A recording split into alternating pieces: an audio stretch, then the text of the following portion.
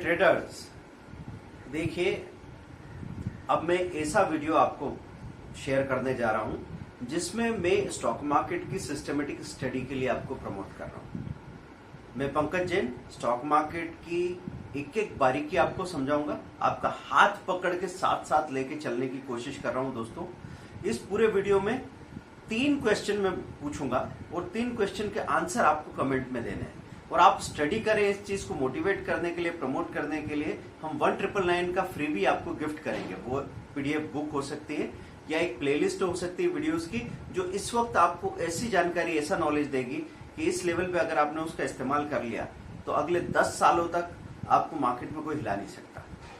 तो दोस्तों, सबसे पहले हम स्टडी के बारे में समझना शुरू करते हैं कि मार्केट की स्टडी क्यों की जाती है, कैसे की जाती है, उसके क्या क्या टाइप्स होते हैं। देखिए, ये पूरा नॉलेज बेस्ड बिजनेस है। यहाँ पे कोई आपको कुदाली या हथौड़ा नहीं चलाना है, कोई फिजिकल लेबर नहीं होता है। आप एसी केबिन में बैठ के अपने स्मार्टफोन पे या अपने लैपटॉप पे काम करते रहते हैं। बस आपका काम है डिसीजन मेकिंग। यहाँ पे कोई वजन भी उठा के इधर से उधर रखना नहीं होता है, कोई धूप और पसीने का सामना आप नहीं कर रहे हैं। लेकिन डिसीजन मेकिंग कोई छोटा काम नहीं है दोस्तों। तो डिसीजन मेकिंग का तरीका सीखना होगा ना। तो यहाँ पे 4 तरह की स्टडी होती है। एक स्टडी होती है प्री मार्केट स्टडी, बाजार खुलने के पहले प्री मार्केट स्टडी आप करते हैं। फिर होती है रनिंग मार्केट स्टडी, बाजार जब चल रहा है तब आप जो स्टडी करते हैं वो अलग स्टडी होती है, क्योंकि उसको देख के अभी क्या ट्रेड करना है, अभी क्या डिसीजन लेना है वो आपको पता लगता है। फिर होता है पोस्ट मार्केट स्टडी, 9:15 से 3:30 तक स्टॉक मार्केट क्लोज हो गया, उसके बाद जो स्टडी हो रही है वो पोस्ट मार्केट स्टडी है।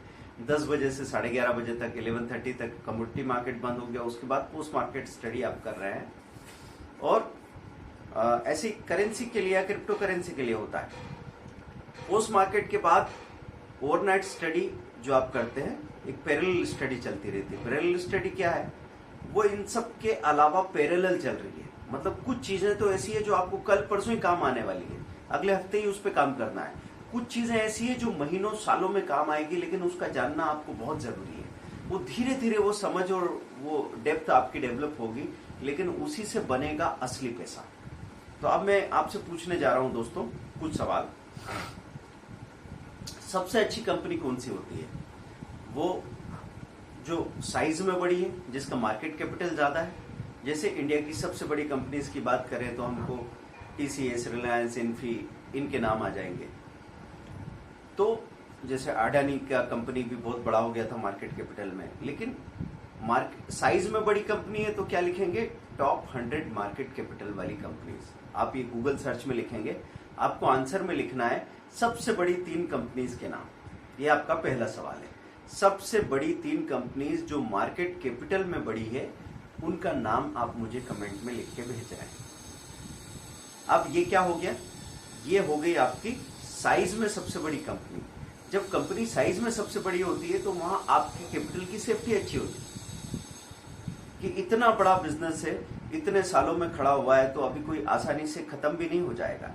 और कहीं 3 साल मंदी आ जाए या कुछ भी गड़बड़ हो जाए, सरकारों का बदलाव हो, पॉलिटिकल इंस्टेबिलिटी हो, जो भी हो, तो भी आपका वो खत्म नहीं हो जाएगी। वो कंपनी वो जिंदा रहेगी, क्योंकि वो बरगद के पेड़ की तरह है जो 3 साल के सूखे में भी उखड़ के मर नहीं जाता।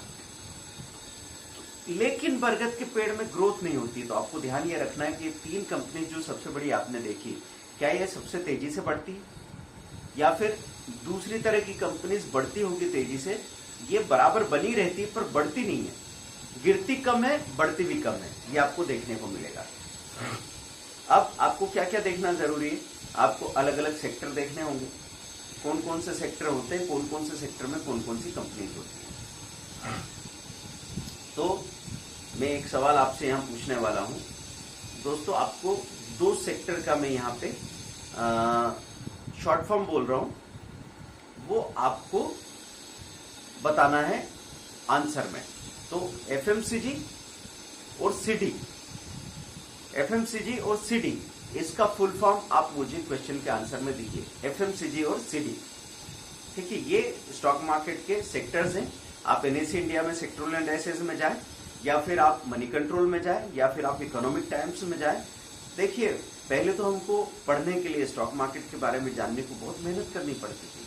मैंने कई बार आपसे ये भी कहा है कि आप पुरानी हिंदी फिल्में देखेंगे ना, तो वहाँ आपको पता लगेगा कि उत्पल दत्त साहब या कोई पुराना कैरेक्टर आर्टिस्ट, बूढ़े बुजुर्ग, वो इतनी मोटी किताब में ऐसा बिलोरी कांच लेके या पेपर में देख रहे हैं शेयर के भाव, ऐसे स्टडी करनी पड़ती थी। ऐसे भी लोग थे जिन्होंने पूरे साल भर के तारीखवार, सिलसिलेवार पूरे पेपर की गड्डी बना के रखी थी ताकि वो स्टडी कर सके। फिर अगर ऐसी पेपर की गड्डी नहीं बनानी थी तो 2500 कंपनीज की डिटेल वाली मैंने अपने सामने आज से 15 साल तक पहले तक बुक देखी जो 7,500 रुपए की बिकती थी। सारा डाटाबेस बिकता था। दलाल स्टेट, कैपिटल मार्केट, ये अच्छे पब्लिशर रहे जो मैगजीन लेके आते थे। तो वहां पे ऐसा था कि वो 7,500 रुपए की एक बुक दे रहे थे जो 2,500 पेजेस की होगी। वो 2,500 पेजेस की बुक में डाटा तो अपडेट नहीं हो रहा ना, तो एक बार आपने वो पैसा दे दिया, उसके बाद में वो किताब तो अपने आप अपडेट होती नहीं जाएगी, तो वो डाटा पुराना भी होता जा रहा है। उसको उठा के उसको देखना, पढ़ना, इतना एफर्ट था तो भी लोग लेते थे।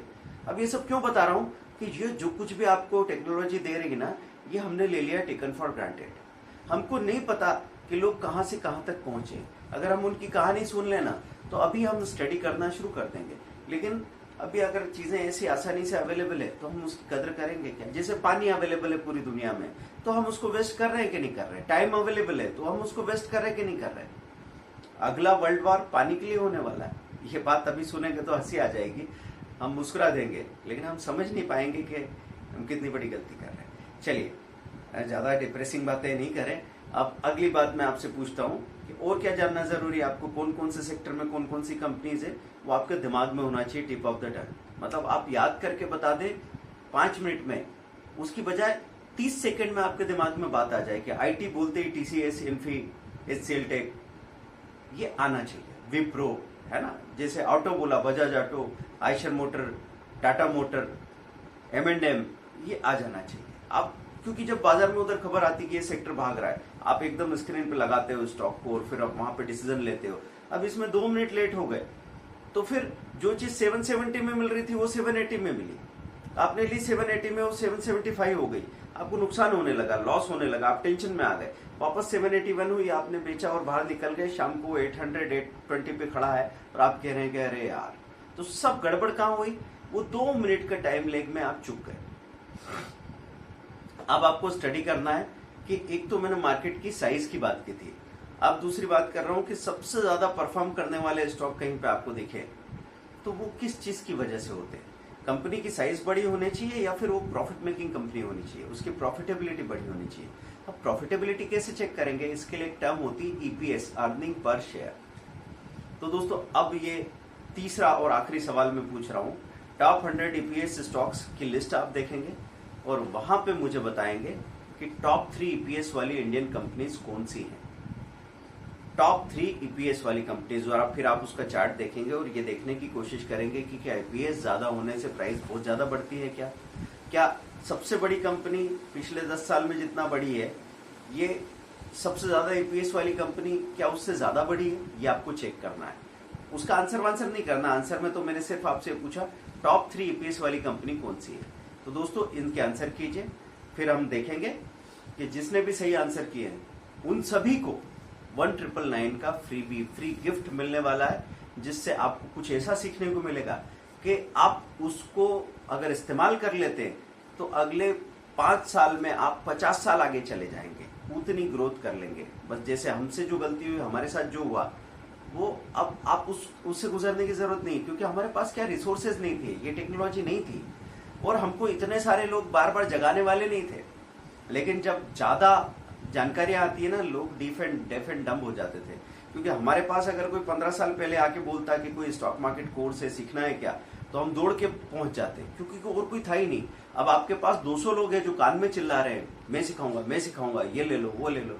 आपने कहा हटाओ वाला, करना ही नहीं है। तो दोस्तों, ये 3 सवाल मैंने पूछे। कौन कौन से सवाल?